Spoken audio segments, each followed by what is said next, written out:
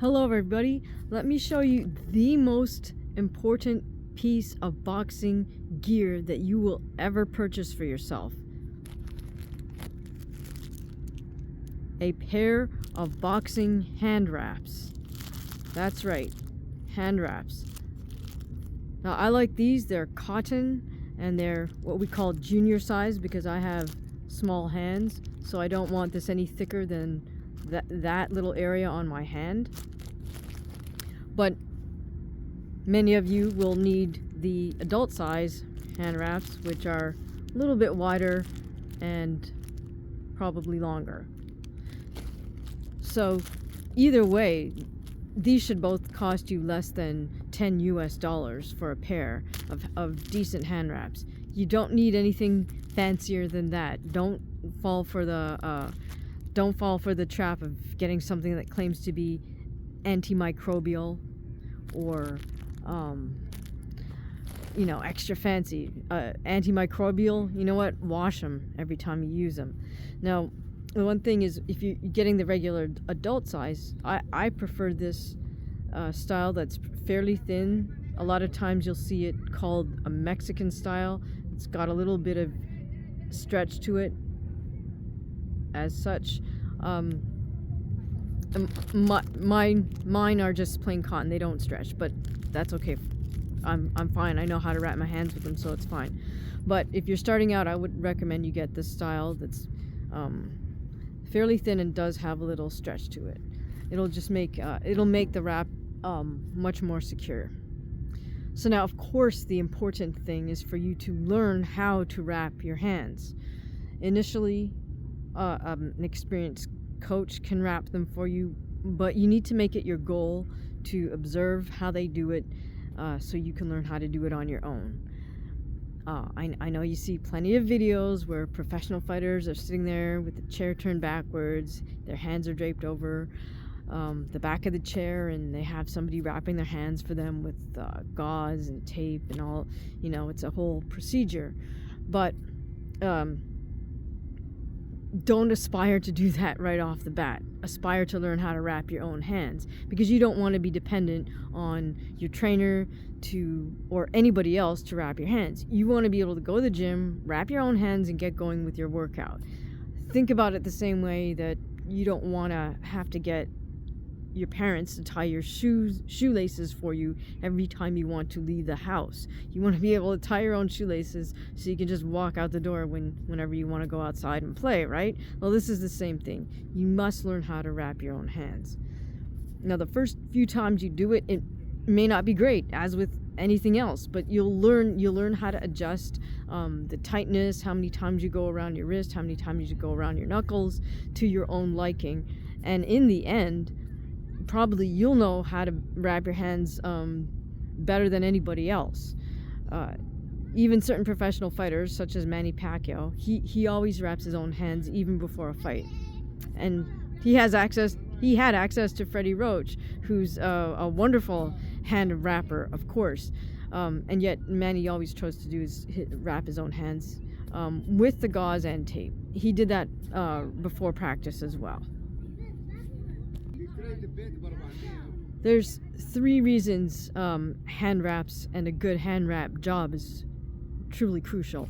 First reason is the hand wrap protects the structural integrity of your hand, meaning the bones inside, such as your wrist bones, all the metacarpals that are in this middle section of your hand, as well as your knuckles.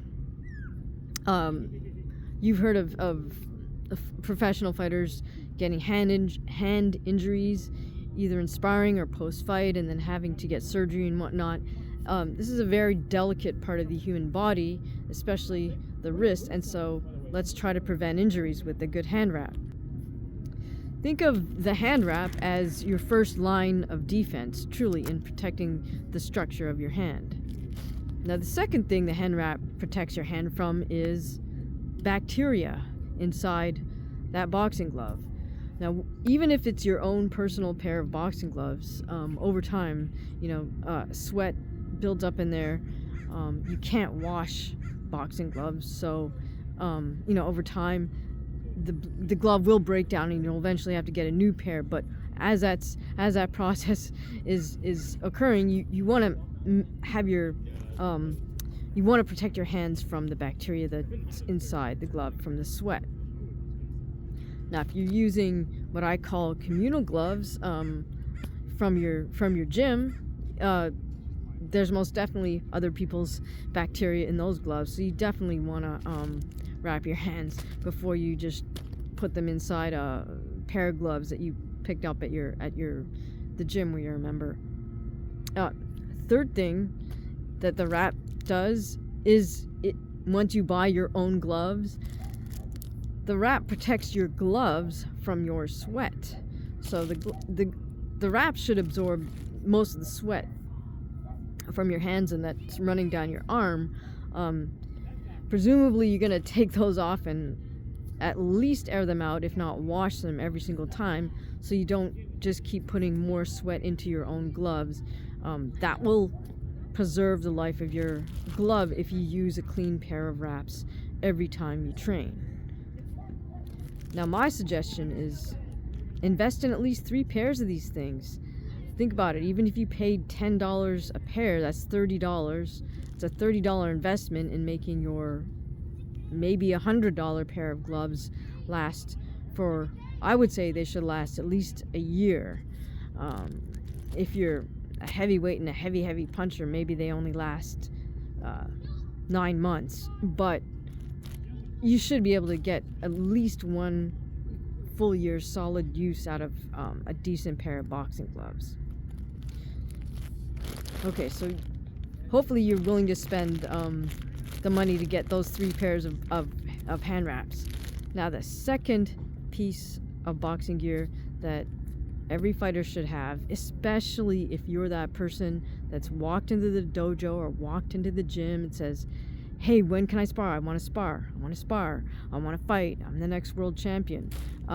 Well, you need to make sure you have one of these in your bags at all times. This is what we call a mouth guard, or our British friends like to call it a gum shield. This one's clear, so it doesn't, well, I think you can still see it. Now, this is what we call, this is the simplest type. It's what we call a boil and bite. It's just a very generic shape. So you put it in very hot water and it softens up. You stick it in your mouth, you clench down on it for a little bit. The impressions of your teeth go into the plastic. Take it out of your mouth, put it in cold water, and then you're good to go. Now this, they might sell you at your gym for $5. I tell you, I usually buy these in bags of 10, so this cost me less than $1 a pop. But you know, if your gym's selling them for $5, that's fine. You need it, especially if you're that person that says they want to spar, because there's always that person. You don't want to be that person that you know, one day the boxing coach or the sparring coach says, hey, you want to spar? Yeah.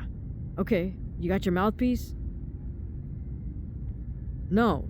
Okay, well, any coach worth their merit will insist that everybody who spars is wearing a mouthpiece.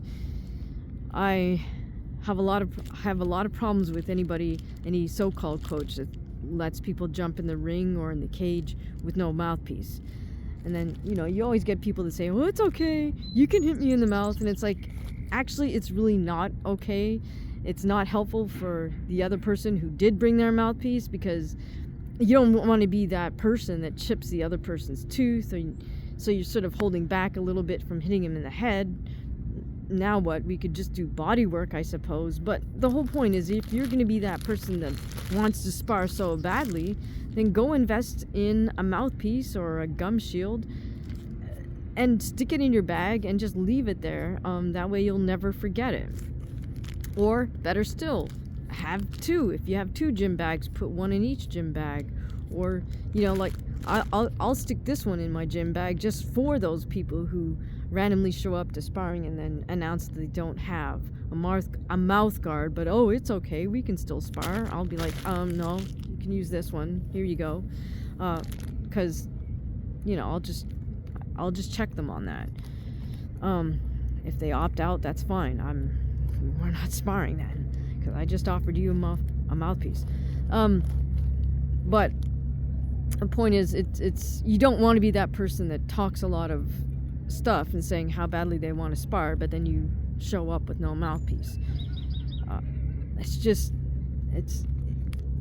It's like a non-negotiable, I would say, for sparring.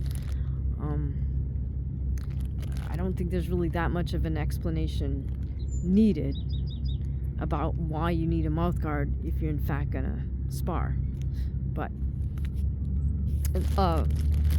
look, so if you spend the money at a store, you might be able to get these for less than $5 if you buy it online.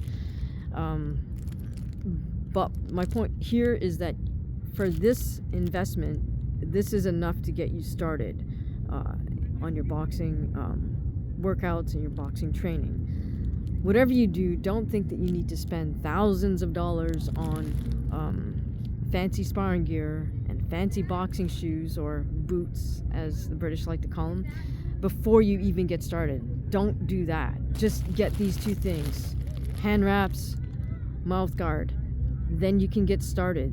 Then you'll figure out if boxing is for you, number one, and then you'll also figure out what types of boxing gear you really like in terms of brands of gloves, brands of headgear, types of shoes, etc. So it's just not worth it for you to invest all that money in items that you may wind up not using or not liking. So again, if you're already sure you're dedicated to doing this boxing thing, then get 3 pairs of wraps. That way you can have a fresh pair every workout. You only have to wash them maybe once or twice a week, and then invest in a couple of these mouth guards so you always have one no matter what. All right. Let me know what you think in the comments below. Thank you for listening.